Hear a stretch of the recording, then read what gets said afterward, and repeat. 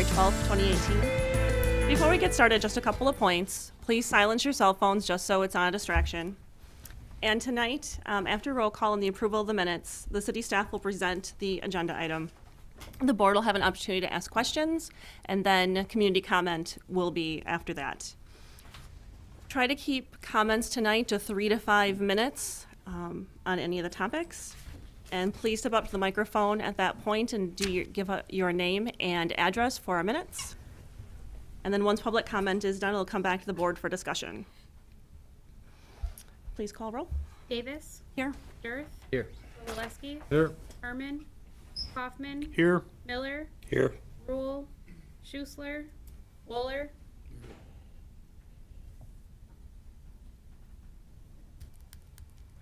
You said. Okay. And to move on to the approval of the January 8th, 2018 minutes. Any corrections, additions, deletions? So moved. Second.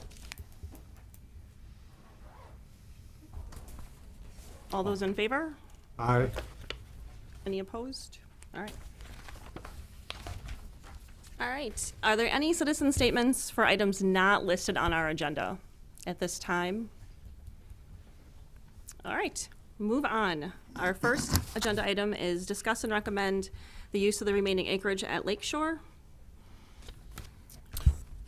I will, I'll kick off some of the discussion and have Stacy pull up the results of the POLCO survey to start with. And as the board and the citizens are aware, this has been a process that we've heard citizen comments throughout for about the last 6 months plus. This POLCO survey is just another way to engage the citizens, another avenue for citizen engagement and providing input not only to the Parks Board but to the Common Council. I'll go through some of that shortly. The reason why we need to have the Parks Board make a recommendation to the Common Council on the remainder of the approximately 70 acres out at the Lakeshore site, as some of you know, the golf course in the past has opened at times mid to late March. And we need to know if we are going to be maintaining any of these holes as a golf course, even though we won't have golfing going on at the course this year. Once the holes get away from a golf course type condition, it's a lot more expensive to bring those into playing condition. So if it's decided or recommended by this board to the council, and the council would ultimately make the final decision that we would need to maintain some of these 9 holes, we need to know that soon. We need to start planning for that. If it's going to be a community park, there's not as much intense labor that needs to go into it, but we would still have to make our maintenance plan based on what that decision is. So that's really why we're here tonight, to try to get this recommendation. All the way through this process, I said we need some kind of direction, hopefully by March, and we're still on track to have that.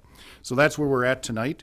As I said, what I would foresee, if the board does make a recommendation tonight, the next council meeting after tomorrow night is in 2 weeks. I would say that the next step would be at the Common Council in 2 weeks for them to provide the final decision to us, or the approval. What I want to do is again go through the survey results. This has been out there for, I didn't look at it, probably about 3.5 weeks or so, 3 weeks. And what we have up on the screen, you can see, I'll go right through it. All respondents, there were 1,027 respondents. What we're able to do is verify that 539 of those are registered voters in the city of Oshkosh. And there were 937 that were self-reported as living in Oshkosh. When you see subscribers to Oshkosh, that is actually people who have subscribed to the POLCO and is part of that system. And then you can see on the bottom, it states registered voters again. So when we're looking at this, know that we're trusting that about 937 people have stated that they live in the city of Oshkosh. By looking at that, you can see, going through the percentages, that all respondents, 72% are stating that they would prefer to have a community park developed on the site, 28% a 9-hole shortened course. Registered voters, not very far off, 73% in favor of a community park, 27% for the 9-hole course. So they're all very close, 73, 74% of the respondents, however you look at those, stating that they'd like to see a community park. Just a little further breakdown on the registered voters. There were, out of the 539 registered voters, 285 were listed as females. And out of that, almost 75% stated that they'd like to see a community park versus a golf course. Males, there were 251 respondents, and that was slightly lower at about 71 to 72% stating that they would prefer to see the golf course. And then there were a couple of unknowns in there that you can see 33 and 66% basically. There is the next page on the back side of yours. It actually gives you a breakdown based on the age of those individuals. Again, what we're looking at is the registered voters at this point. And there has been some discussion out in the community that people thought that this type of citizen engagement might be skewed a little bit to the younger demographic, possibly because of its ease on your phone or your app or the website. And you'll see that when we go through this, that's not the case. I think we've got a pretty good representation from people 18 all the way up to 89 plus years old. So for those that were thinking that this would be simply a younger way to reach the city boards and commissions, I think this first go around at the survey will show that that's not the case. So just for everybody out in the audience, I can let you know that, again, 539 registered voters. People aged 30 to 39, there were 118. 83% of those stated develop a community park. Ages 40 to 49, there were 93 people voting in that age category. Almost 83% again favored community park. Ages 50 to 59, there were 93 respondents. Just over 58% of those preferred the community park. Ages 60 to 69, there were 80 respondents. Nearly 60% of those community park. Some unknown, most likely did not indicate their age. 75.6%. Ages 18 to 29, there were 35 individuals. And there, the rate was quite a bit higher. 97% stated they would prefer the community park. Ages 70 to 79, there were 34 respondents, almost 56% community park. And then 80 to 89-year-olds, there were 8 individuals, and 75% of those favored a community park. So you can see there's a really good, I think, a good balance here between the age groups. When we did talk to the gentlemen that were here from POCO last month, they were very surprised at the number of people that responded. They haven't seen this good a response in their first go around on any survey, so they've been very impressed.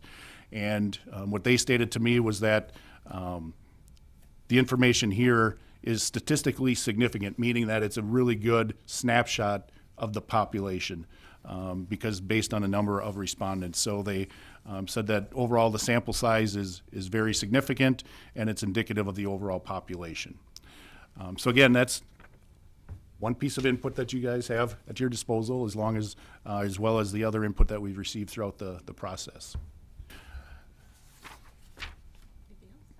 I think that's all I have for background at this time. Anyone on the board have any questions for Ray?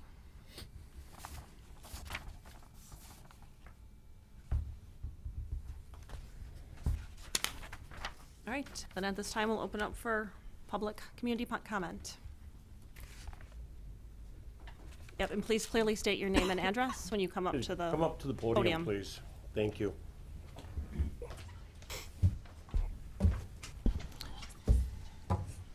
My name's Bob Burns, PGA Master Professional.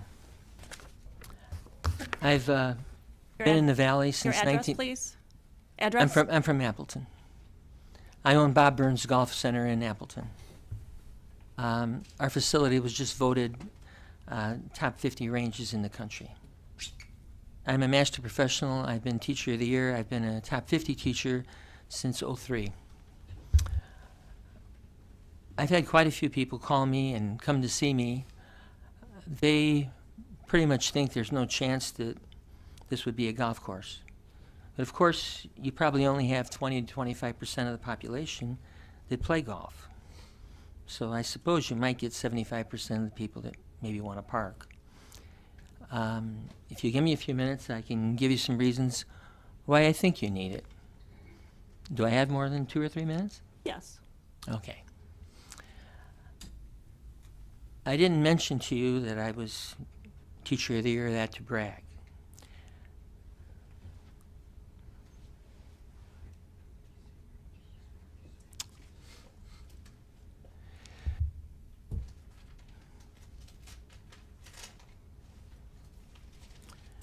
I've been a recipient of the Patrick Henry Award, given to me by the U.S. military for all the work I've done with all the wounded warriors and soldiers. I've been everywhere traveling. I've been to Walter Reed. I've spoke at the 8th Congressional Congress on Disabilities. I've worked with disabled people, my whole life. There's a big reason right there why you'd want to have a golf course. There's really nothing better for these soldiers when they come home than to be able to get out on a golf course where there's the birds and the squirrels and the peace. It's just incredible. I have video. I can show you all the soldiers I've worked that are missing limbs. I have video. I can show you that. I can remember back to 1975 when I came to the area and I was pro at Chaska. Lou Warbeck was the pro here. You had one of the greatest junior golf programs in the state. Lou and I put together what was an inter-club, inter-course team match. It grew so big that all the courses and country clubs from Green Bay to Fond du Lac and from Sheboygan to West wanted to all play in this, and we ended up having 2 divisions and a playoff at the end of the year. Pepsi and Frito-Lay's, we got to sponsor it. Lou wanted to make sure he sent his best team every week, and he'd have a playoff amongst the kids. Most of us just sent all the kids, different kids every week, so they get the opportunity. But there were a lot of really good players through the years that came from the Oshkosh area, a lot of them. Now, I could talk for a long time, but let me just give you an example of something. Most of you that golf know that that we've been making golf clubs for years, and my clubs have been in all the Golf Digest magazines, Hot Lists, and so forth. I can't tell you through the years how many hundreds of people through my career of almost 60 years in golf have come to me with an old wedge or an old putter and said, "Can you fix this up for me? This was Grandpa's." Think about that. Grandpa used to take my brother and I to play golf.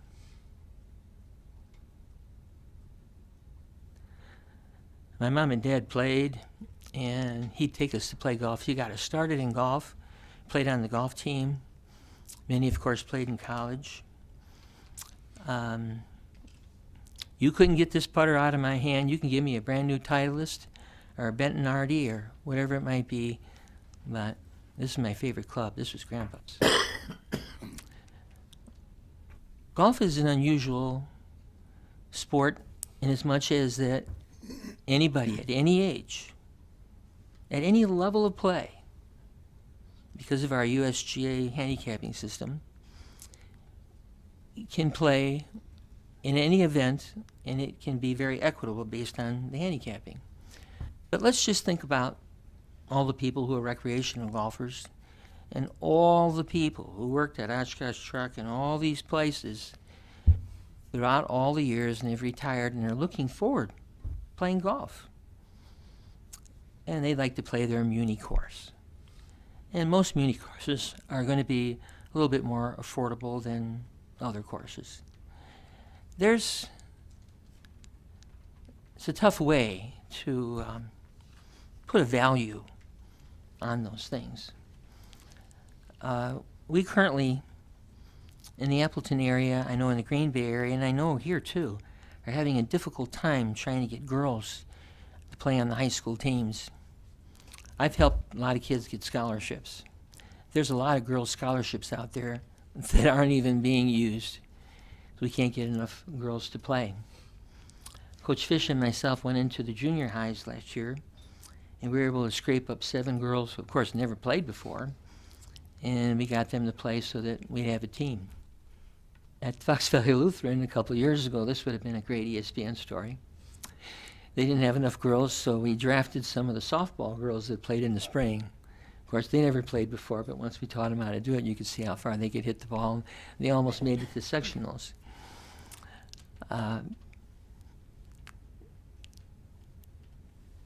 You don't know why just a couple what you're more. missing. Just another minute. I'm sorry? Just one more minute. Yeah. You don't know what you're missing by having this facility. But if you give me a minute, I'll just say this. If you should decide that you want to do this, I'll be more than happy to donate all the time I have to help you to make it successful. I'll donate my time, whatever it might be. And if you want a golf school or anything you want, or you want some programs through the schools that you can have at the golf course, I'm there to help you. So you can think that over for whatever it's worth. Thank you. Thanks for letting me talk. Thank you.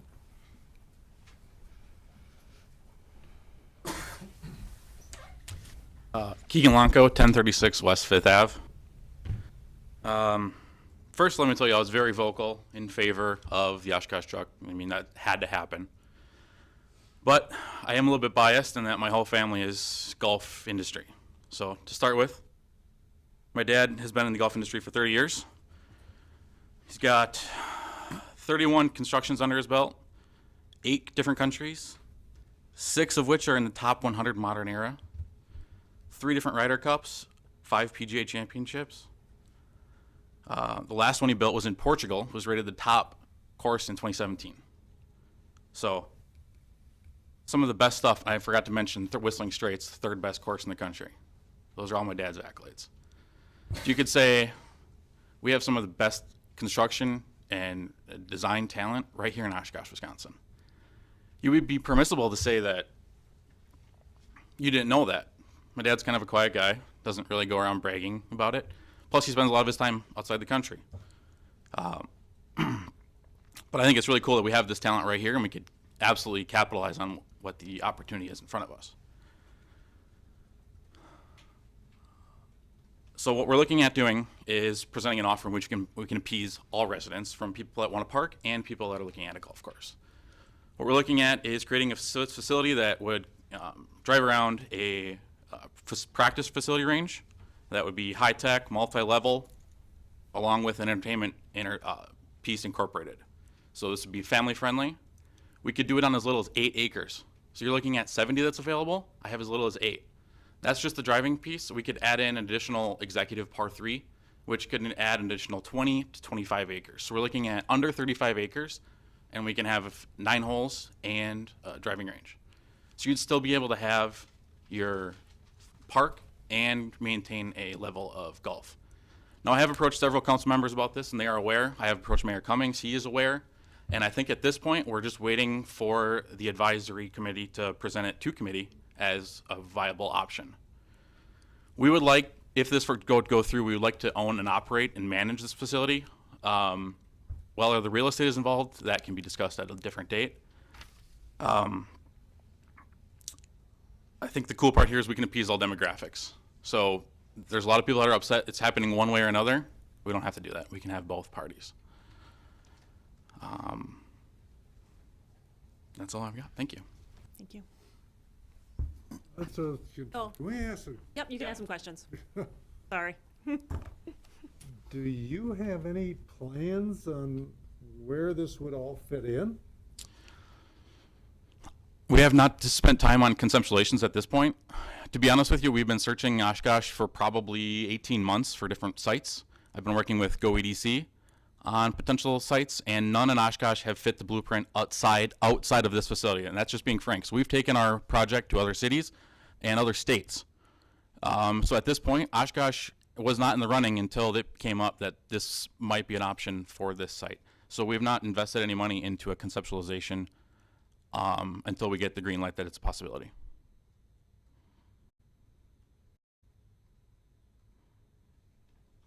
Wow. This is a game changer. In my mind, I wish the public would have known about this when the survey came out. Several council members, the mayor, and GoEDC were aware. I wish the public would have known. And what are their feelings on that? They're all on board. Mayor Cummings and the council members were more concerned about passing the truck, making sure that went through, and then we could discuss this option. This is the first we heard of this.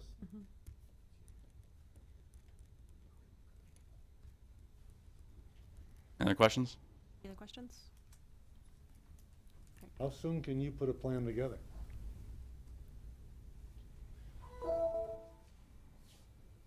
Three months. To have a full, we can have probably some sketches done in a couple weeks. Ray, do we have that time? I'd like to continue on with the meeting and have some further discussion yet. This is all new, so I think before we, Oh, it's new to you too? well, and I respect what you're saying, but I guess I don't want to have you speaking for the council and the mayor not being here either and not knowing what was shared with them. course. So I don't want the board to be swayed anyway at this point. So I appreciate what you're saying, and we can have further discussions as we go through this process. Do I need to stay after the meeting? That's up to you. Okay. Thank you. Thank you. Thank you.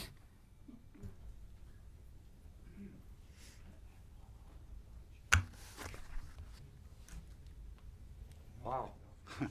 Rob Hartley, 1711 Pinoca Street.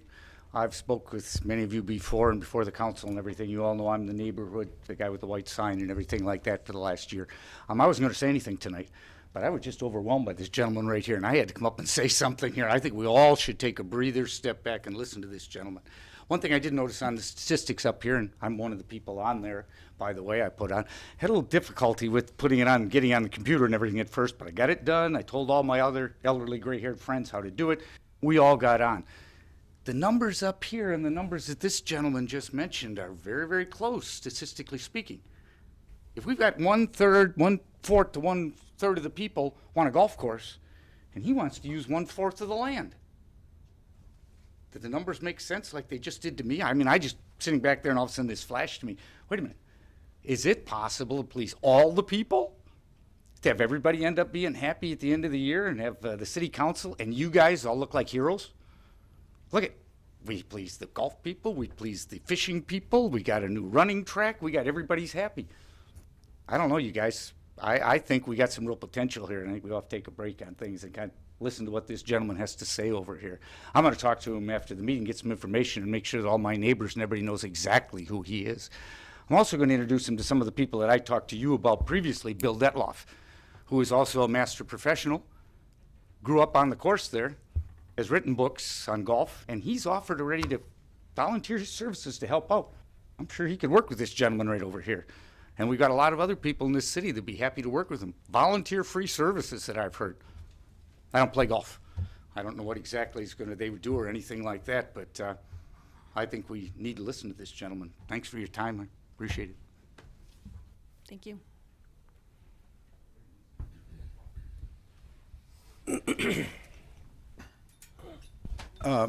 My name is David Borsick. I live at 100 North Main Street. At the outset, I'd like to say that what I favor is taking the remainder of the property and turning that into green space and passive park. I think that what we need to look at is what best meets the needs of this community. And we know that we're deficient in parkland. What I was really taken back was really the how this survey came out. And even, if you will, the target age of people that sort of play golf, they're against it. And I think that what needs to be looked at is golfing ship has sailed, but But that being said, there are plenty of options within this community, nearby options for our citizens to utilize golfing facilities. I think that that we would best look back, no matter how even attractive this option of having a for-profit, another breakup and sale of the city property, and not make it a totally usable year-round facility for the citizens. I think that may be short-sighted, and I think that that the deliberations really should be, how do you take that 60 acres and turn that into total parkland, year-round usage for the citizens of the community? Thank you.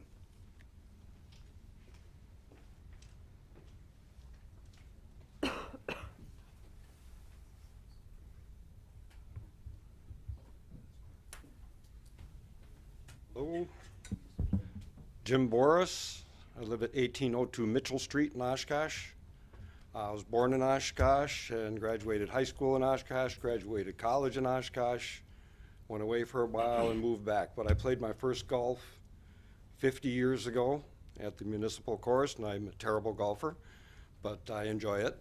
A couple of things I'd like to mention is I really believe that the city could do a much better job of promoting Polco, because I don't believe 500 people is a very good representative statistic for the general population of Oshkosh, especially since, as Rob put it here too, there is some difficulty with getting on. This represents people that really wanted to have their voice, but it doesn't represent the vast majority of the cross-section of people's opinions. So I really believe Oshkosh should do a better job of promoting this, so it would be a more dependable statistic than just such a tiny fraction. The other thing I'd like to say is the way this was presented, I bristle a little bit as a golfer. Like I said, I've played for 50 years, and I'm not certain what the word executive golf course means, but to me it says hoity-toity. It says rich people can play here only. And I know that there's a pitch and putt south of town that's also considered a 9-hole course, so maybe that's the distinction. I don't know, but I believe that I'm sensitive to things like spin or to being led in a direction. And I believe when you present an option to the general population that makes it look like it's exclusive in some way, that is a way to spin the point away from reality.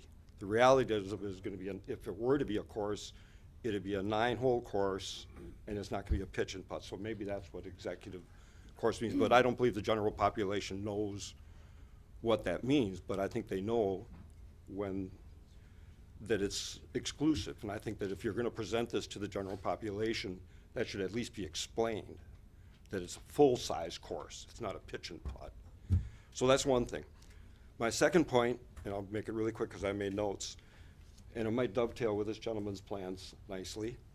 I know that Oshkosh Corp owes the city of Oshkosh really nothing. They're paying fair market value for their property. They're going to build a nice building there. I've seen the plans. It's gorgeous.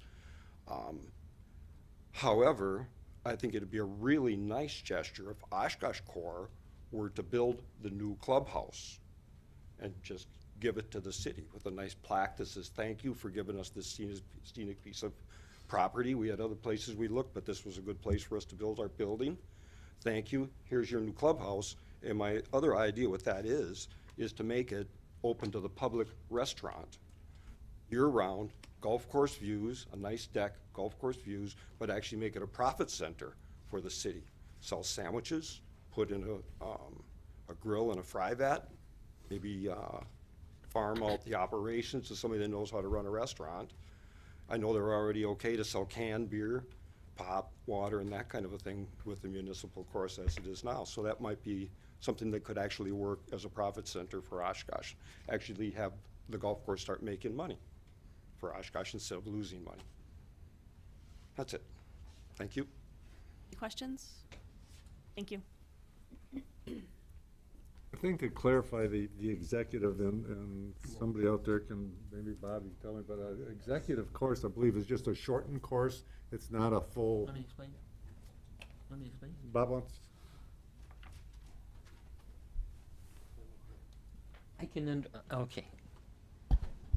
I can understand what that connotation might mean to someone, an executive course.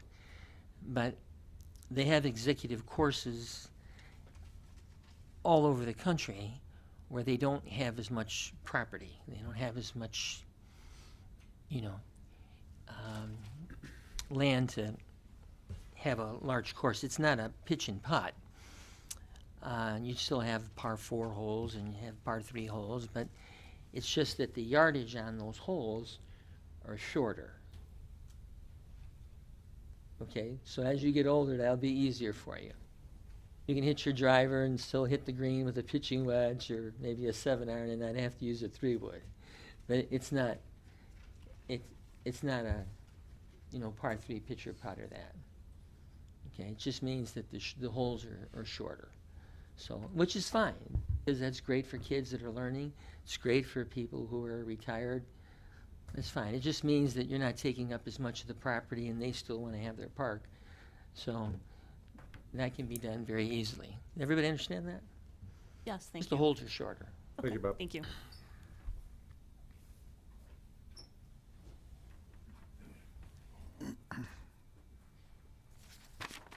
Hi, Dan Butke, 472 Sunnybrook Drive. Sorry, I actually wasn't planning on speaking tonight, but the spirit moved me here.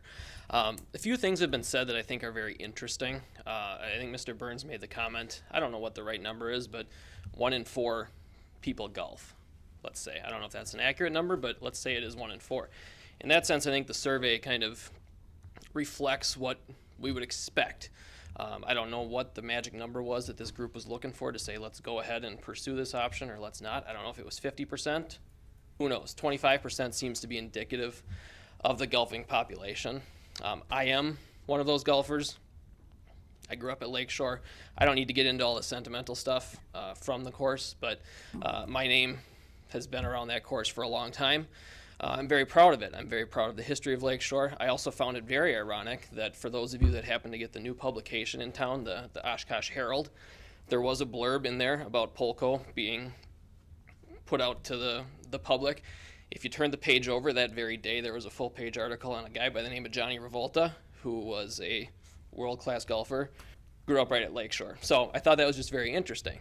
That's neither here nor there. I guess what I'm interested in, and maybe you want to make sure everybody's aware of, is regardless of the number of people you have golfing at the course, I think we'd be kidding ourselves if we're thinking this next iteration of a golf course would draw the same clientele. It's a very different business model we're talking about. It's a business model that I would say is contrary to what we have. There are a number of golf courses around the area, very good golf courses. Some would say the market is saturated with golf courses. I don't think that's something that the city should worry about if they're continuing to pursue this option, because we've heard people say tonight it's an older clientele, or maybe it's a younger clientele. There are governing bodies in golf right now that are really pushing for teeing it forward, or let's play 9. I think that might actually work well. Me personally, I play a lot of golf as much as I can. I will tell you, I probably would not play golf at this new course. That's not what I'm looking for. But I've got 5 young kids at home that I am planning to get into golf one day. This would be where I would plan to start them in the game of golf. So it's not going to be your 20 to 60-year-old demographic. It's going to be on the fringes, and I think that's okay. I guess what I would just say is, when you're talking about undoing what's there, taking away a golf course, that is a bell that cannot easily be unrung, or at least cost effectively unrung, if you go down that path of saying we're not going to pursue this. And Ray's alluded to that. It costs money to keep these things up, so if you let it go and think about maybe pursuing something else, and then 3 years down the road realize this is maybe what we should have done. One of the gentlemen tonight said, everybody, let's maybe just take a step back and think about it. I don't know what the right decision is. I don't know what the numbers suggest this could be, what the revenues might be, if this is a break-even proposition, but I think that's things that we should all consider before we make too hasty of a decision. And I know you guys have been dealing with this for a long time, so I don't envy sitting at that table right now, but I'm excited to see where it goes in whatever direction. Thank you. Thank you.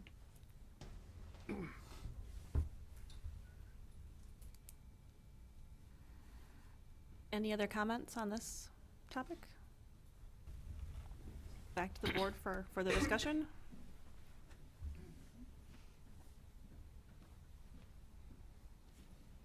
Ray, is there going to be any infrastructure left after truck starts construction and everything? I mean, Infrastructure meaning irrigation system is, I'm talking anything. I mean, is there going to be anything usable out there? not short term. Okay. Long term, if we were looking to do anything, we'd have to put some planning effort into it and put some dollars to it. Because essentially they're going through the middle of the course. So. Okay.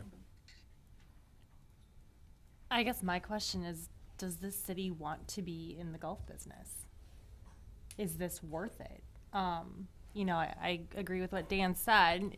It's not only a question of is this the right thing to do, but is this what the people still want? So is this another survey that we need to do and say, here's our option?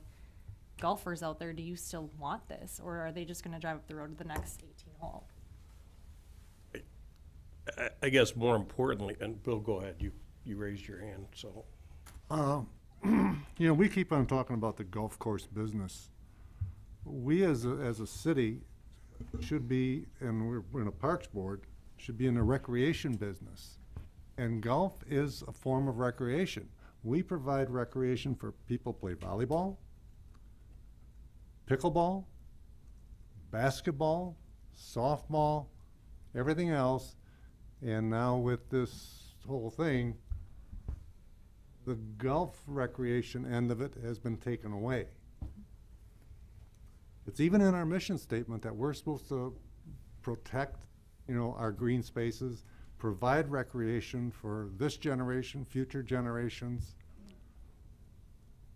You know, so this whole thing tonight is a game changer for me, because I was for the green space and maybe trying to protect maybe 3 holes if families wanted to come out and just, you know, play, you know, teach the kids and everything else. But to me, this is a game changer, and looking at a recreation that we can provide for the city is something we need to take a deep look at and step back and say, whoa, you know. I guess my perspective, everybody knows, and I don't think it's a secret, but I just don't believe that we should be in the business of competing with other businesses in the area. I think the golf course business, number one, is terrible. It's been a terrible use of our taxpayer dollars. I mean, it's been absolutely awful. And I don't think we should be using taxpayer money to subsidize a golf course.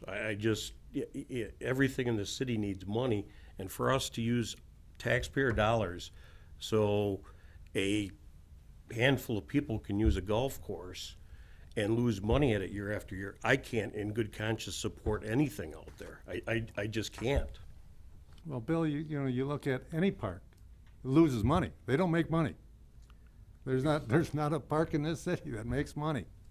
You look at Menominee Park and how much it costs to maintain that.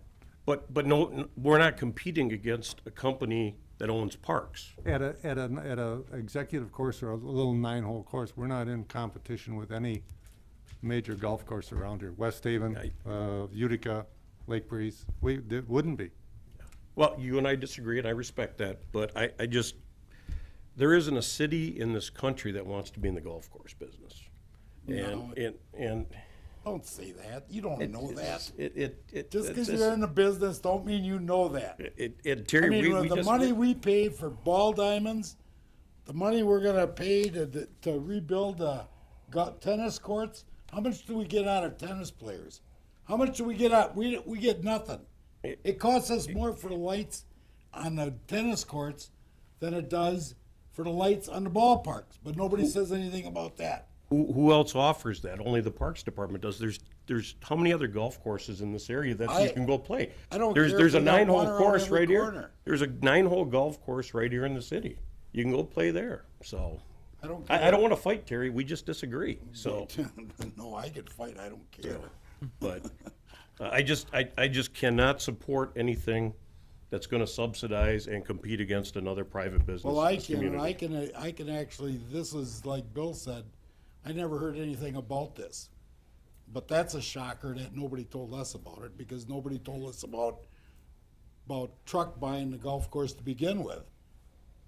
That all went through without us even voicing an opinion on it. But this here, at least is something we should at least look at. I can't believe we can't even look at it. Ray, is anything we're gonna vote on gonna curtail us from looking at this other gentleman's plan somewhere down the road? No, and there's a whole lot of questions that would have to be answered. Just looking at the site itself, to get another building and potentially a 9-hole course when we think we might be able to squeeze 9 holes in, to me, I can't picture it. I'm not going to say we can't, but there's issues out there. There's wetlands, there's ponds, there's stormwater management issues that I showed on a map. There's a roadway that's coming through. It's unfortunate that this is coming this late, but there were issues when the council was discussing, do we have economic or other retail businesses out in this area? I think the council was pretty much set on saying no, and the public said we want green space. So I'm not going to say we can't, but we need to have a decision. We can't continue to kick it down the road and say, yeah, we're going to listen to these different ideas when they come forward. So, Ray, do you have an estimated cost as far as the upkeep, as far as for the interim, as far as what it's going to cost to maintain what we have, what's out there existing?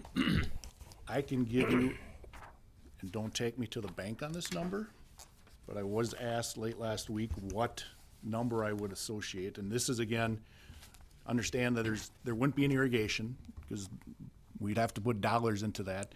I'm not accounting for electric, any other utilities.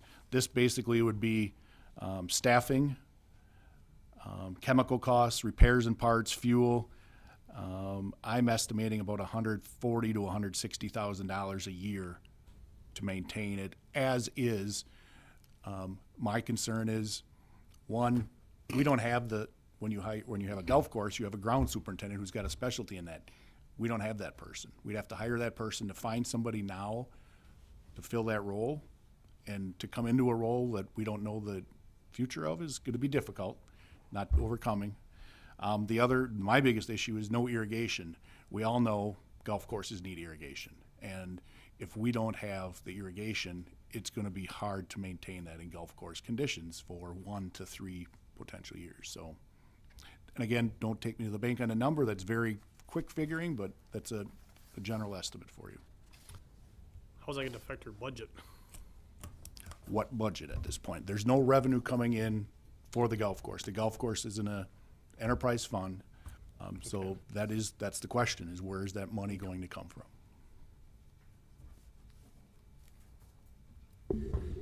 Can I just clarify? The gentleman who came and spoke, he did mention that he wanted, if they were going to do this, to own and operate that part of it. Am I correct in that? Did he come back up? You have questions for him? Yes. No, my question was then just, I guess, for the group. So that Ideally, we like to clarify own the real estate as well. Okay, and so that just strikes me as creating one more private enterprise for golf, of which we discussed are many. So I was somebody who wanted to keep the course originally, and it was purely because of protecting parkland, and I thought that even though we got a 70-acre park out of the deal, I thought a bigger park, be it a golf course or not, is a value to us.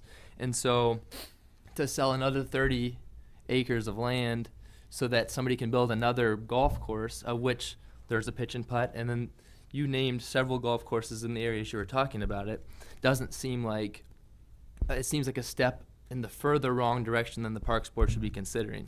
So regardless of the plan, unless he wants to design this out of the good of his heart and give it to the city, I don't see this as a game changer. I see this as just one more way to give more city land to a private enterprise. So I'm opposed to that. Well, Mr. Dirth, can I comment on that? You may. We are open. So any discussions at this point are open discussions, and we're willing to entertain if you want to still maintain. I kind of agree with Mr. Miller, where I don't think the city should be in the business of running a golf course. My own political view on that. So my thought was, let's take the private enterprise out of the municipal and let's have it run it. I thought that would be accepted. We are open to the idea. If you want to own it and we'll operate it, I'm fine with that as well. Okay. And thank you for clarifying. And I think just from my standpoint then, I still am in favor of more parkland. And again, I was one of the community members who wanted to keep the golf course. So I want to just clarify that. I like golf. I grew up golfing. But I think that in this, the way that it sounds to me, it's just making one more private place to golf, to go play. And so, or that would not be a public land or public use. So that's just my statement. I think that we should try to keep it as land. I think the other thing that I think is important to mention is that I think there are a lot of like recreational activities that if you did a survey of them, 25% or less of people would do. So I don't think that it's a good argument. But as far as anything that you were to query the public on, there's going to be response. It's going to be 75% in favor of or opposed to tennis or whatever it may be. So I think that just looking at the numbers and saying, well, that's just due to people not playing golf, I think that's a little bit of a mistake in doing that, because I think there are recreational activities all over the city that people are doing that only 25% of the people are playing. So just another point as far as the numbers go in the survey. So one thing did come up, if I could just touch on it real quick with the executive piece. Our idea with the executive is more inclusive. So as others have mentioned, where we want to be more open to even down to 6, 7, 8-year-olds, so they'd be able to play and still be competitive all the way up. I mean, if you can still walk and you can swing a golf club, you can still play on an executive style course. But still challenging enough for where a scratch golfer would still be challenged to the point where they'd still feel a need that we could scratch their back on that. Let me ask the question then, if you were just to lease the land or pay the city X amount of dollars. I think years ago Canteen did that. They ran that course and paid the city X amount of dollars. That's what I'm hearing you would be willing to do. I'm open to discussions on that. Okay. Any other questions? I have one. Okay. Has there been discussion with the folks at Oshkosh Corp at all? Are they interested in something like this? Would they use this if this was adjacent to their property? The sentiment I have received from GoEDC is they're very interested. With the existing golf course, would there be any holes that you're redoing, or basically revamping the whole complete course? We'd probably be able to salvage a couple of the holes. None. 0. Maybe some of the irrigation. 0. I just think we're complicating the issue. Nothing personal. Nothing. Please don't take this personally at all. But I mean, what happens if this fails? Does Oshkosh Corp want to look out over something that's not financially viable? What do we do if this thing falls apart? I mean, we never made a nickel in the golf business. And again, please don't take this personally. We're not sure you can either. Or I'm not. I shouldn't say we at all. I'm not sure. But I just think we got to keep moving the ball down the field. I just don't see that as viable. That's, again, my personal opinion. And there's just so much risk in something like this. I just don't see this passing muster. My personal opinion. One more thing. Was I don't know the fiscal policy of what the Lakeshore course was, but was it my understanding that that course ran on a zero-sum budget, so that any additional funds that were remaining at the end of the year would go towards the outstanding balance of that loan? That was the intent or the hope, and also paying off some capital improvements or capital equipment costs. What was the amount that was paid down in its time frame since that remodel? It's not information I have tonight because that wasn't on our agenda for discussion, kind of like this isn't. But my understanding is about 100 or 200,000, 120,000, 150. Original loan amount was about 1.6 million, I believe. The city paid off about $680,000 at one point, and the course still owed about $800-some thousand. So ultimately about 1.4 million out of 1.6 general numbers from the last renovation. Okay. So just to make a point that, I mean, golf course, not that it was a huge number, but it kind of kept itself afloat. Not without subsidizing it with taxpayer dollars. Let me make this very clear. 17 years ago, the city gave the golf course $1.4 million. Ray's numbers are wrong. I'm not insulting you, but in 17 years, the city received back $150,000. That is the worst use of this taxpayer's money in the entire history of the world. It is terrible. So the place never made a nickel unless it was 100 subsidized by taxpayers in the city of Oshkosh. Any more questions? Okay. Let's keep it pertinent to the right. agenda as well. Okay. Okay, thank you.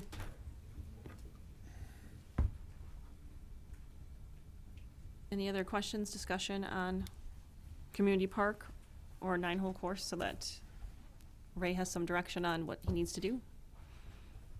Am I wrong in saying you're looking at where we should move forward as far as maintaining the existing or not, correct? Correct. Yes, I need to know if we have 9 holes here that we could potentially utilize, which was the original discussion, or a community park. And based on the input, what you're receiving, to give the council some direction. Ultimately, the council will give me direction. I did meet with some of the golf course enthusiasts, Mr. Butke and a few other individuals. We felt there was, and Danny, I gotta let you know that we had 3 holes that we thought would be okay. It's actually down to 2 because of the road extension coming in off of Rath Lane. The other 7 holes with some major renovations on some possible. So there were 2 holes possibly that would be fully utilized, again, without irrigation or those other infrastructure things. So really, what you wanna know is it gonna be parkland, or is it gonna be a golf course? There's nothing in between, we can't wait for anything. You're just saying it's gotta be either parkland or a golf course, and that's what you want us to vote on. I'm not saying that, but I'm listening to the board members, and if you're not comfortable with a business proposal coming in at this point, I'm not comfortable, and to be honest, I haven't heard from GoEDC or anybody else who supports this at this point. Not saying it can't be looked at in the meantime, but I think it goes back to the question of, are you willing to give up more potential public parkland, whether it's a lease for 25 years on a new facility, or if it's another sale? I don't think we want to go through another sale, is my opinion. And I think the survey results are indicative of what the community is telling they want. I hear park and open space, or a variety of uses versus golf course. Well, like he said with the surveys, if we wanna take a survey on who wants the ball diamonds in town, You're going to got see it the same. 25. You're going to see the same, you're Terry, gonna see but the same thing. If you wanna go to tennis courts, you're gonna see less than that. If you wanna go to soccer fields, you're gonna go less than that. but the statistic reliability of this sampling, this firm feels is very indicative of what the general population feels. It would be too if we went with ballparks or tennis courts And or I anything can't else. disagree, but that's not what we're discussing this evening. Question, Terry, you done? Long time ago. Okay. Mike, you said, none of the holes would be usable. I don't think so. Okay, so if we voted for the green space, you're not gonna maintain any of the holes, it would make a difference anyway. If, say, in 3 months, council and Oshkosh Corp and everybody else agreed, yeah, we can put this 9-hole course in. Yeah, and there would be cost estimates and all the other steps we'd have to go through. Yes, there would be a process to go through for that. Right, so it's not a done deal if we would pass, it's not gonna be a 9-hole course. You're just looking for direction if you've gotta maintain some of the holes, right? That's my biggest concern, but I think you need to look at a whole, what does the community want? Well, right now, with what has just been presented to us tonight, I don't think that survey holds any water. I'll tend to disagree with that, but that's your opinion, Bill. I disagree 100%, but let's think about something different. We've got a check up here for $600,000 from Oshkosh Corp that nobody asked for. Not a single person asked for that check. They donated this.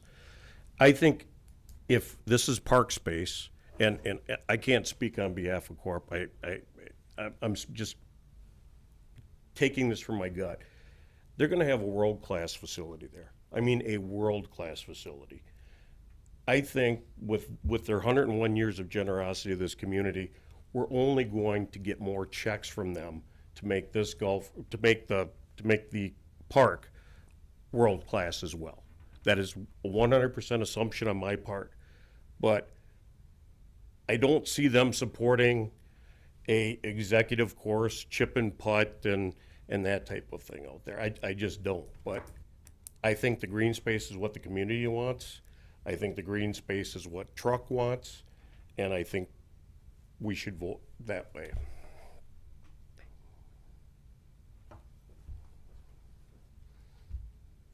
Any more discussion? You want to make a recommendation? I will, I think, I'll try to get it right. I motion to tell Ray to not keep track of the greens. Let them go. Absolutely. Is that the way you want me to phrase that? For maintenance or? Are you suggesting a community park over a 9-hole course? Yes. I am too, yes. That is what your motion is. Okay. I'm asking. No, I'm yeah. not telling you. Also that. That wasn't your motion. That's what he told you to say. No, he absolutely did not. But So one of you guys got to give him the motion. Well, Because that wasn't your motion to begin Okay, with. I'm sorry, Terry. Your I motion for a begin community with. park. I apologize. Yeah. I motion for that. I'm sorry. Ray, I have one question. Can we get a second, and then you can have discussion? second, Okay. What if, this whole 9-hole course doesn't go through and everything else? Is there a possibility of maintaining 3 holes, number 2, number 3, and number 7, shortening up the tee box on number 2, if you want to get to the, shortening up the tee box on 2 so it doesn't interfere with that road that's going to connect Keller over to Westfield, and have like a little 3-hole course so families could come out, and teach your young kids on 3 holes to play the game of golf. And it's actually a teaching area, so you'd be looking at number 2, shortening up that tee box, making it a shorter hole, going to 3, and coming back to 7. And you don't have any carts. Could you support maintaining those 3 holes, those 3 greens? We can do whatever the park board and the community would like. If I'm looking at it as open green space, we don't encourage and allow hitting a golf ball in any park due to safety reasons. For me to say that we would have 3 holes and then mix in different uses in the recreational area, I would be saying no. Could we? Anything is possible within in the park plan. We're going to be maintaining 3 holes to the standard of a golf course, Bill. You have to understand that. Right, yeah. And so take a third of take the percentage of the budget, and is it possible? Your question was yes. What cost? I can't give you. In my mind, is it right to do? Absolutely not. If it's an open green space, I just don't see the demand. My opinion. I think you're targeting a completely different audience that we don't know truly exists if we go down this path. And I think, in the essence of time, it's a little late in the game, yes. There's probably some research that needs to be done around that. There's a cost factor. And I do agree with the results of the surveys. I think it's pretty indicative of what the public would say. Granted, that's probably true of anything in our parks. It's probably true of the pool, anything that's out there that we use. But without knowing truly if there is an audience that would use this at the cost it's going to take, it's hard in my mind to justify that.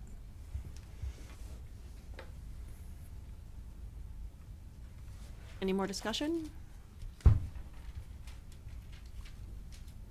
Take it to vote. Davis, Aye. Dirth, Aye. Gogolewski, No. Kaufman, Aye. Miller, aye. Rule, Schussler, Aye. Wohler. No. Motion passed 5-2. Great, on to our next agenda item. the Rainbow Park Ball Field renovation project. Do you want to give us some background? Yes, I do. Alright. Get to the right page here. Stacy will pull up what was included in your packet. So this was up, well, it's close.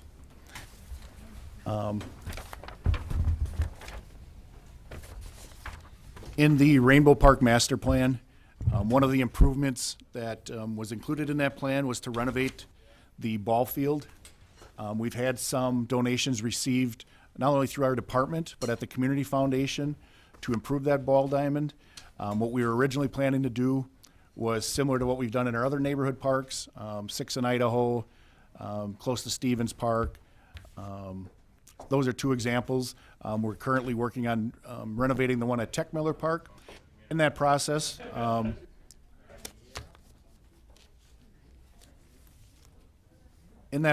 we had been contacted by a few other individuals that have an interest in that project. Sid Supley is here from the Oshkosh North Girls Fast Pitch High School team, along with Heidi Supley, her mom. And let you know, we have been meeting over the past couple of months to talk about how far we want to improve this diamond. Sid has got some ideas on some fundraising she would like to do. Again, we do have some funds that have been donated, but it's gonna take a major fundraiser to get to the point what Sid and her family are looking for. So she's gonna talk to us a little bit about that and get some input from the board on how you'd like us to proceed. Right now, we have $5,000 that was donated from the girls' fast pitch a couple of years ago, specifically designated for this diamond improvement. And I know that speaking with Carlene from the Community Foundation, I don't recall the exact dollar amount, but I will say that there's probably about $20,000 that she has and feels that she can help us raise some additional dollars as well. So we've been meeting and wanted to make sure that the board was aware of what we're doing. So Sid, would you like to come on up?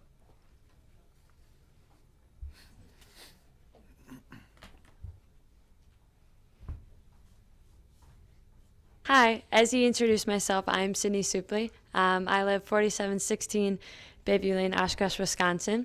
And growing up, I grew up playing in the Fast Club program, and I really dreamed of playing high school ball in Oshkosh. And now I'm in my 3rd season in doing that. And as I got older, my dreams obviously got bigger, and I wanted to go on and play college ball, which now I'm actually committed in 2 years to play at Northwestern University on a softball scholarship. And last season, I made it my goal that I wanted to be named the Wisconsin Gatorade Player of the Year, and I wanted to do so in putting Oshkosh North on the map. I actually won the award, and I was the first person in Oshkosh to be named Wisconsin Softball Gatorade Player of the Year, and I definitely don't want to be the last. I want it to be an award that continues to be Oshkosh players, whether it's West, North, Lourdes. I just want it to stay in the city. And in doing so, I really think we need to renovate this facility. And I believe this for a few different reasons. One, we have 3 high schools in town, and there's not a single one of them that has a JV field. Oshkosh North, we currently play at Menominee Park, which, if you know, especially during season, the girls get bit up by lake flies. West plays at Red Arrow Park, and I think, not that there's anything wrong with the facilities, but to be able to have a field where they can actually call their home, I think would really benefit the city and the high schools. I also think it's a great way to unite all 3 schools. Also, being a varsity program, out of all 3 high schools, there's not a single one that has lights for a field. And Oshkosh North Baseball, I know for a fact, has one. And it's something that limits our games. And I know from being a player, we always have to be conscious of games and practices that we have to get done before the sun goes down. So if you were to have lights on this ball diamond, I think it would do great things because you could host tons of tournaments and games. We could bring back doubleheaders in high school softball because we can't do so right now without having lights. I know for me personally, there's been practices where our coach would like us to go a little bit longer, and the sun's down, so we wait till the baseball field is open, and then we go practice on there, which, if you know, softball and baseball, they're similar, but the fields aren't the same. So that would be a huge pro in that aspect. But also, I think over the last few years, this city has really grown a love for the sport, and I say that obviously a little bit biased, but I truly believe so. My high school softball team last year, 4 seniors went on to play college softball, and many others from the 3 high school have done so. Loren Sheik graduated from Oshkosh Lourdes, is now playing out in California Division I softball. Alyssa Brewer, who's a senior at Oshkosh West, is going on to play Division I at Green Bay. And then obviously myself in 2 years will be playing the Big Ten. And I truly feel there's many other girls in the city that are going to go on to play. And when they come back, I know in speaking with them, you come back on breaks, you come back for summers, you don't want them just to go back to their high school. You don't want me just to be going back to North, Alyssa to be going back to West, and Loren to Lourdes. You want to be able to have a home facility where they can all come back and we can really teach the city and inspire the girls and to work hard and to dream and what they can accomplish just from living out of Oshkosh. And I think this would be a great way to unite all 3 schools. With that being said, we currently, as he was saying, for Wisconsin Gatorade Player of the Year, I was given $1,000, which I donated to the foundation to renovate this field. And we have a total of $47,000 already that have been raised for this. And I had another idea, which this is just a draft in a fundraiser campaign I've come up with. And it's kind of the idea of it's a strikeout campaign. And it would be given to local residents and businesses in terms of money would be given for the development of this facility. And my plan was to have people decide if they wanted to donate 25 cents or $1 for a strikeout. That I have, it's a great way they can follow our team throughout the season. And currently I've averaged around middle 100s of strikeouts. So that way we could raise some money for that. And in talking with businesses to see if we could get any match, if people would give match offers, I think would really roll in some money to get this project moving.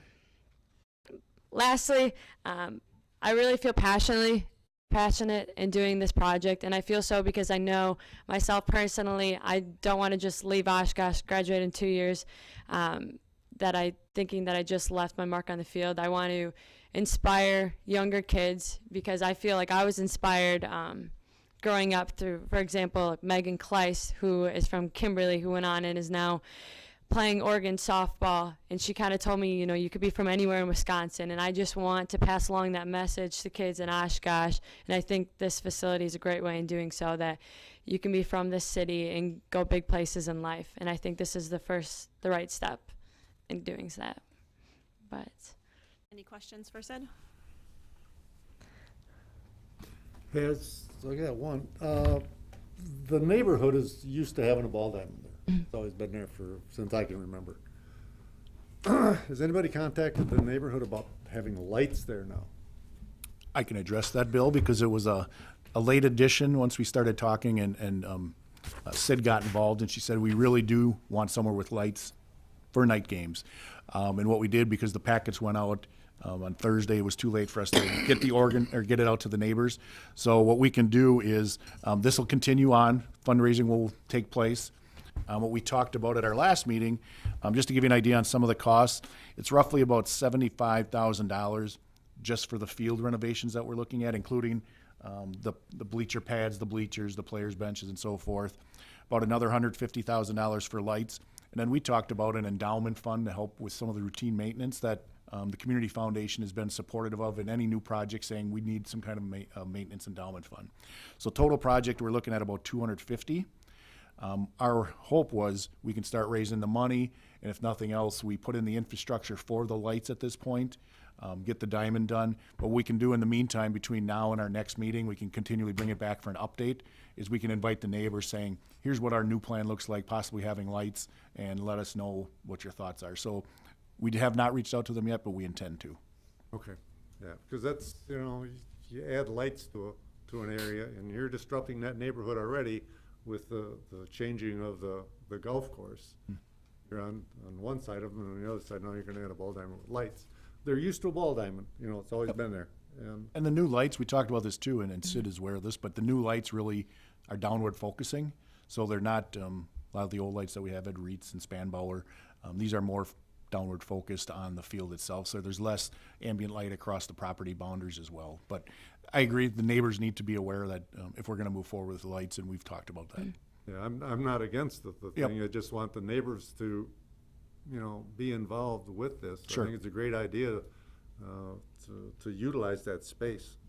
The only thing is how soon would you picture this? Depends on the success of the fundraising at this point. Okay, then the next question is, how soon do you get parking? We've talked about that, because we know that it would be street parking like we have at Mary Jewel. Long-term plan, can you go up to the north, please? Right, there's 25 spots to the north. Yep. And again, this Right there. was conceptual for the parking lot. So if we're looking at potentially expanding the use of this, and as we start looking at what's gonna happen at Lakeshore site, we've talked about some changes to the end of the road. Can we add more parking down at the end of the road or cul-de-sac? So that'll all come into discussion when we start moving on to any phasing of the Lakeshore site as well, or start planning for that. So you're right, we need to be concerned about the parking. There's currently not sidewalks out there as well. Right. We'd want to work and make There's sure we down get Pinoqua. sidewalks. There is sidewalks down Pinoqua. Down by the diamond, there's not. On the right hand, not on the left, but there is on the right. Correct, just in the entire Pinoqua, all the way from Oshkosh Ave to the Veterans has sidewalk on the east side. There's a neighbor right there. No curb, but there's sidewalk. Right. Yeah. So, answer your question, the fundraising, if she's successful, we can phase it in. Most likely it'd be later this summer, early fall, by the time we get everything bid out and contractors on. Because we're currently bidding out the Tech Miller one. If it goes quicker and we can maybe do something in conjunction with the Tech Miller one, that's something we can look at as well. Okay. Any other questions for Sid? Nice job, Sid. Thank you. Can I make one last comment? Yes. Also, in talking with the lights, the one nice thing we did look at, if you scroll down on the diagram, you can tell that the lights are on basically the opposite side of where the houses are, because the outfield, you're good. The outfield isn't directly near the houses, which I think is also a benefit, and the lights would be pointing downwards. So that was the only other comment, but thank you very much.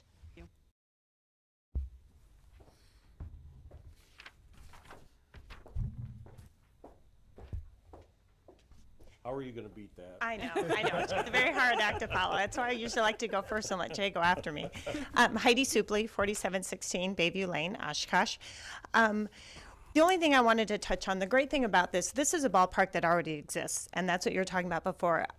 As Amy can attest to, Bill can attest to, if you are a parent with any sport, but in particular softball and baseball in this community, when you're trying to find field space, when you're coaching a team or you're a parent trying to schedule a team, it is almost impossible between all the different organizations to get field space. We unfortunately are lacking. We have so many great parks and a lot of great things, but we're lacking a lot of usable fields. I mean, it's 6 in Idaho was renovated, which is fantastic. Tech Miller will be renovated. I think Sydney has probably played on every single one of these ballparks at some point when she was growing up, starting at 5U.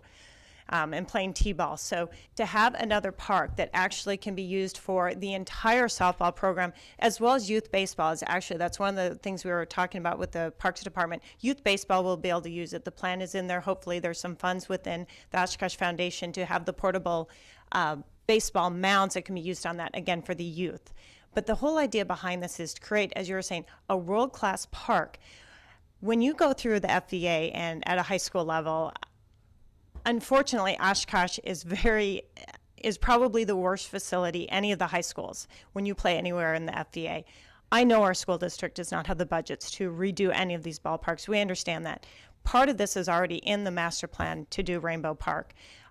Between the foundation, the Fast Club, and Bill has been very involved in that, already has approximately $35,000. The $1,000 Gatorade Pay It Forward that Sydney was granted to that. There's about additional, I think, $12,000 from the Pasquini Fund.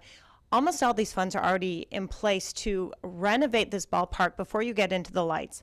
If those of you who know my daughter, she's very driven, and I'm very confident with her with pushing forward with her strikeout campaign and looking at pledges. This is really a great opportunity to show how important, again, all the different sports are on different recs, and really showcase Oshkosh. And it's a great location right at the entrance coming in. I think it's a great opportunity. The thing with the lights, it's a short season. And I definitely think it's important for the neighbors to be aware, but again, this is a very short season. It's not 12 months out of the year, in case anyone have noticed. We usually only play for a couple months, and they're not playing late that often. But I think it's a great opportunity to really create a world-class spot that the entire community can be proud of and really promote the sport. So, thank you. Any questions for Heidi? Nice job, but not as good as the kid. Thank you. Someone else like to talk for a second? Oh, sure. I don't think I have to reintroduce myself. You're getting your money's worth. I sure am tonight, aren't I? Just pull up a chair here, guys, what I should be doing. Everybody knows that the little brown house on the top corner up there is where I live, right? Right across the street from the ballpark. Okay, you can point out, no, up, that one right there. Yep, so tonight's meeting is about my neighbors and my neighborhood is what it's basically about, and it's gonna, I think I've told you guys before, my father-in-law built that house in 1949.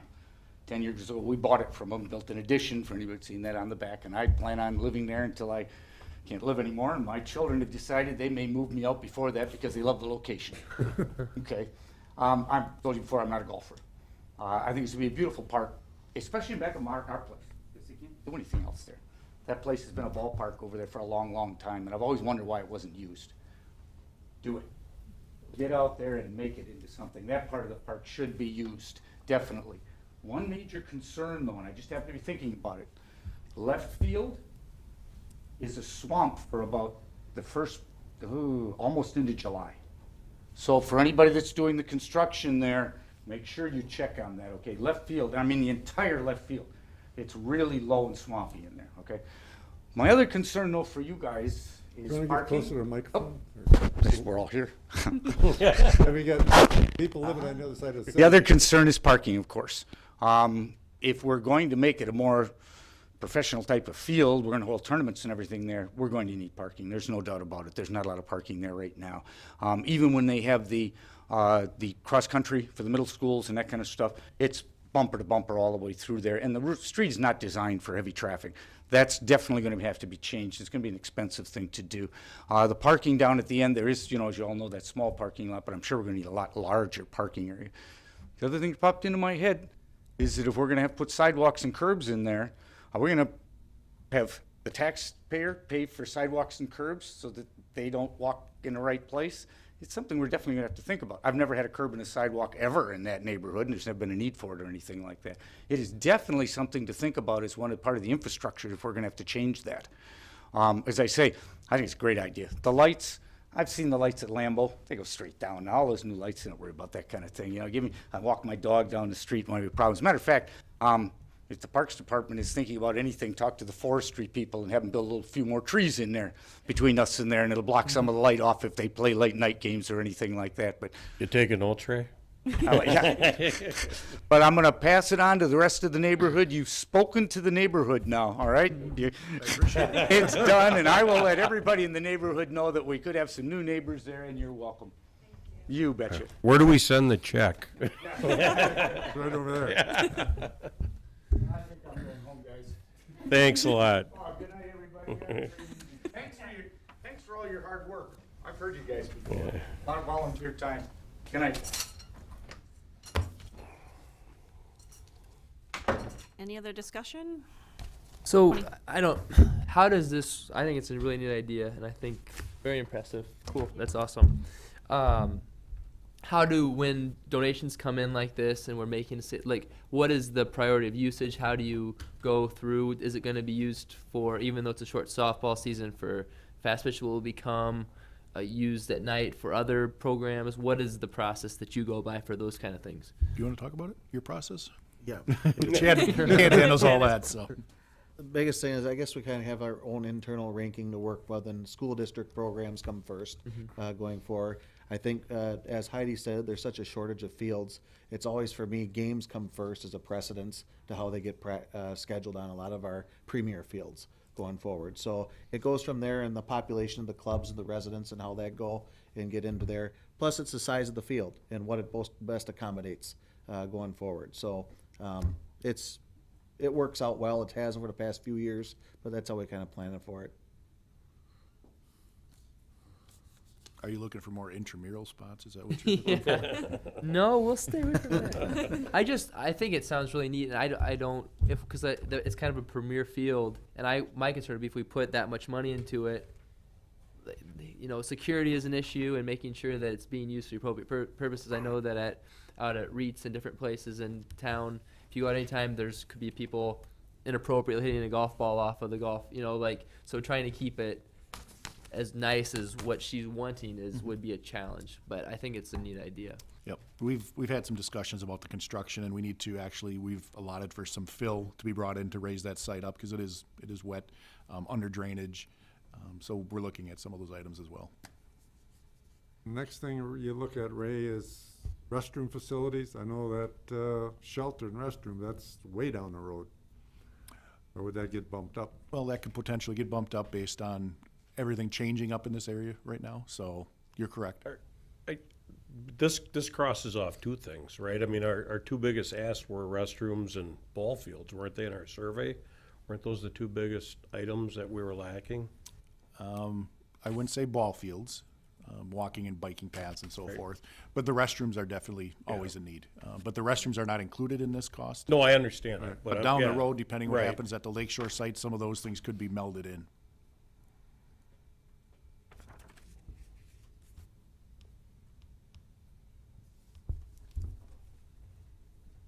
Any other comments? And we'll keep you updated. Like I said, it's not here for approval, but we wanted to at least get the word out to you and some of the neighbors, which I'm glad he was here yet, so.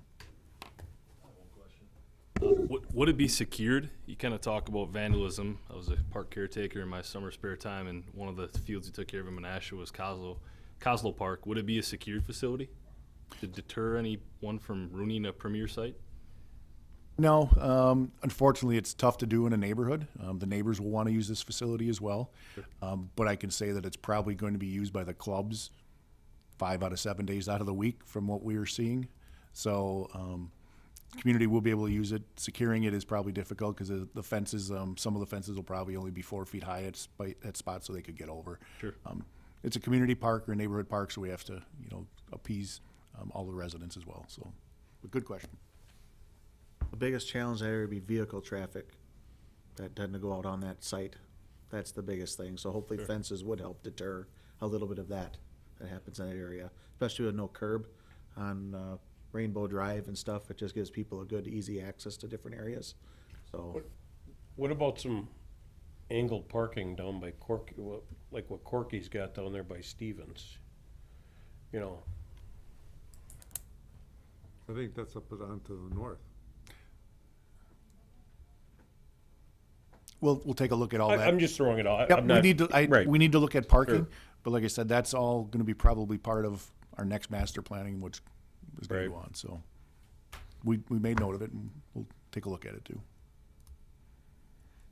Any further discussion? All right, we'll move on to agenda item 3. Review and recommend approval of the Spanbauer Memorial Field lease agreement between the City of Oshkosh and the Fraternal Order of Eagles.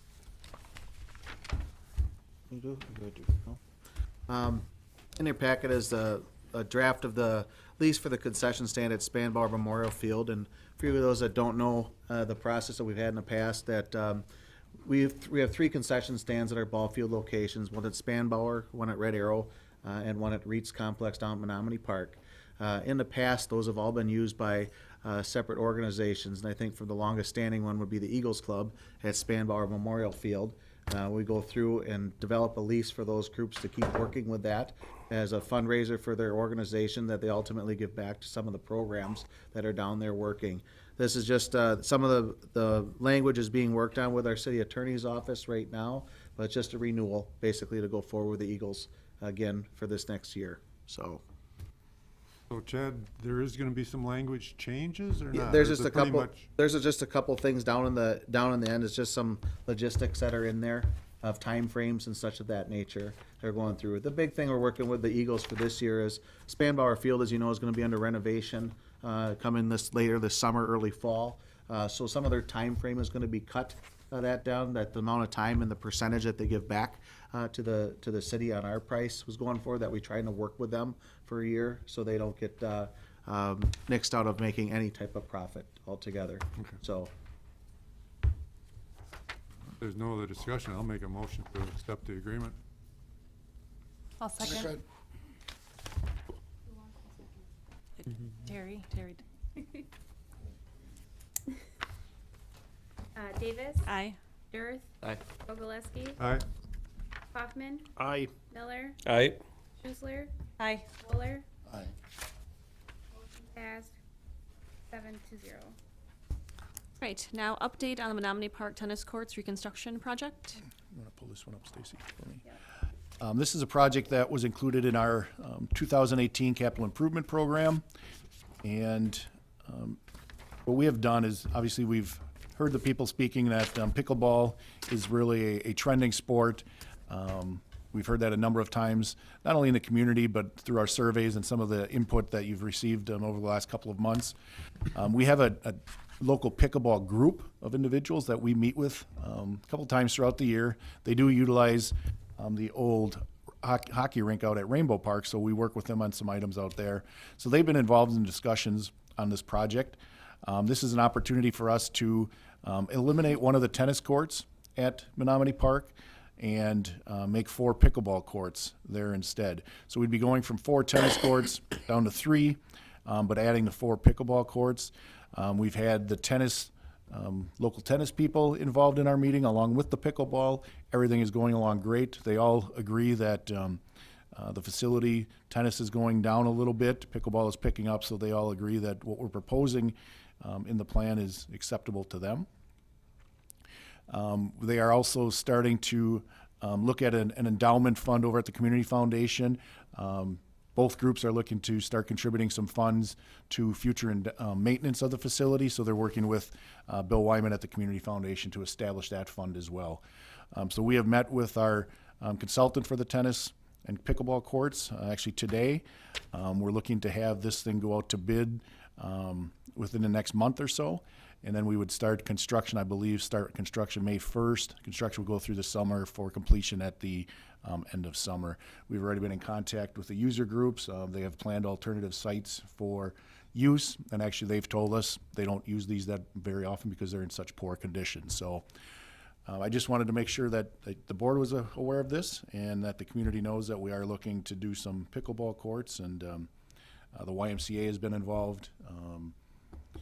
Trying to think who else.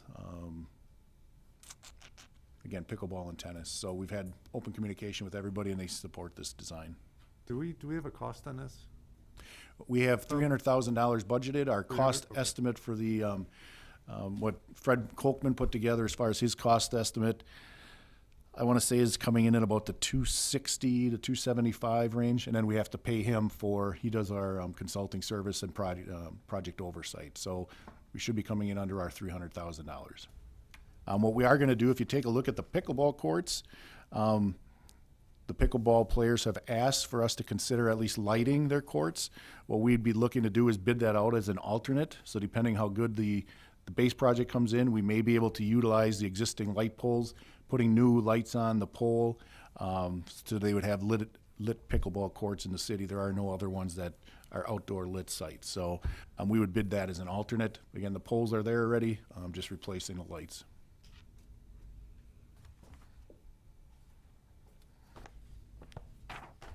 Any other questions? All right, moving on to the last item on new business. Yes. Oh, I'm sorry, go ahead. I was saying, accepting the donation from the Oshkosh Corp for Riverfront Community Trail at Lakeshore site. Yes. About 2 weeks back, some of the city officials were invited to the unveiling of the Oshkosh Corp's building design and headquarters. And at the end of the meeting, Wilson Jones had asked for some city representatives to come forward and to show their gratitude for the purchase and the process that the city has gone through, and also to support the community in some recreational endeavors. They are donating $600,000 to the city, to our department, for what's called the essentially our river community trail. I don't think we didn't have a display for that, did we? Essentially, it's going to be the extension of the Riverwalk, a connection basically running along the Lakeshore site from Panoqua to the west to the Tribal Heritage Trail, which is along Highway 41. what we're proposing to do as the construction moves forward on both sites is a portion of the Lakeshore parking lot would be utilized as part of the trail. So we'd remove about 3/4 of the parking lot, and that would save us some money in construction costs in that section. But we put together a budget. We feel that about $600,000 is about what it would cost for us to get that trail completed. And what our next step is we're working on writing some grants to continue the trail from the east through Rainbow Park as part of our Rainbow Park Master Plan. We've got some of those projects coming up in our CIP in the next couple of years, so we would get the trail to be running along the river through Rainbow Park and then get a connection up to the Oshkosh Avenue Bridge for the loop of the Wyowash Trail, basically. So we, as part of our donation policy, this board, we need a recommendation to approve that donation from Oshkosh Corp, and then it'll be on a council agenda for acceptance as well. So I make a motion to accept the donation. I'll second. Davis. Aye. Dirth. Aye. Valesky. Aye. Kaufman. Aye. Miller. Aye. Schuessler. Aye. Wooler. Aye. Motion passed 7-0. All right, now moving on to old business. The old business. All right. Park director updates. Ray? pretty much everything on the agenda is what I've been working on, so I'll leave it up to Chad. It's called throwing you under the bus, buddy. I guess as far as some maintenance development things have been going on in the parks right now, we've been working quite a bit. I don't know if you guys have been over to the Senior Center North building.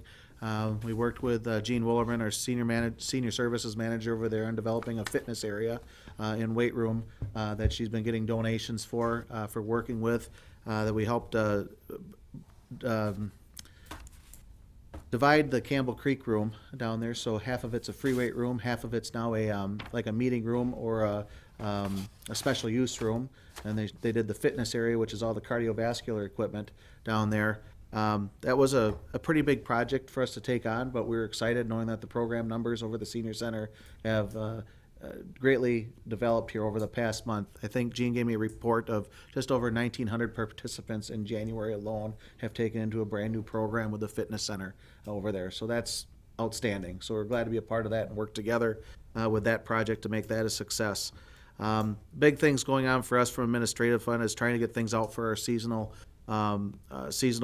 employment recruitment for this upcoming year. Our CIP projects, as Ray has discussed, and going forward. And just with the low numbers of snow inches this year, it's been great.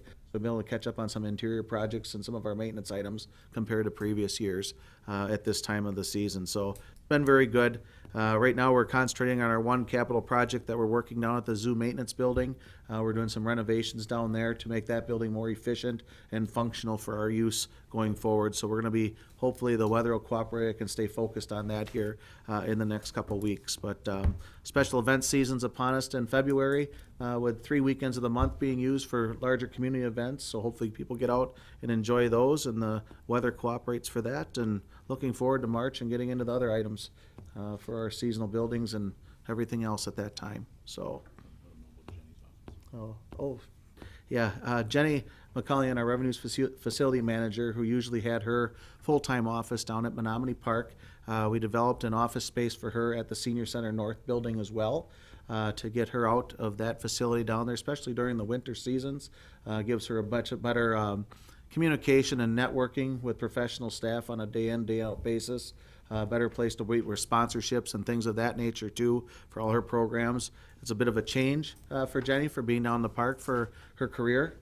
So it's been a good transition, and she's officially in there yesterday was her first day. So it'll be a little transition for her.